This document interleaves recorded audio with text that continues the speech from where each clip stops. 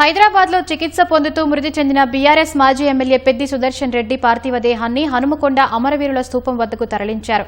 సుదర్శన్ రెడ్డి పార్థివ దేహానికి మాజీ మంత్రులు, బీఆర్ఎస్ శ్రేణులు, ఉద్యమకారులు నివాళులర్పించారు.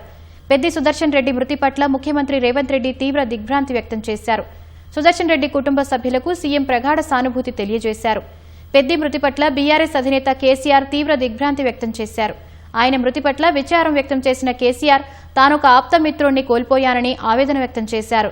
సుదర్శన్ రెడ్డి లేరన్న వార్త జీర్ణించుకోవడం కష్టంగా ఉందని మాజీ మంత్రి హరీష్ రావు అన్నారు. ఉద్యమ స్ఫూర్తిని జీవితాంతం నిలబెట్టిన వ్యక్తిగా సుదర్శన్ రెడ్డి నిలిచారని హరీష్ రావు పేర్కొన్నారు. పెద్ది సుదర్శన్ రెడ్డి భౌతిక కాయం హనుమకొండ నుంచి నర్సంపేటకు తరలించనున్నారు. అనంతరం నర్సంపేట మీదుగా నల్లబెల్లికి పెద్ది సుదర్శన్ రెడ్డి భౌతిక కాయం తరలించి మధ్యాహ్నం 3:30 గంటలకు అంత్యక్రియలు నిర్వహించనున్నారు.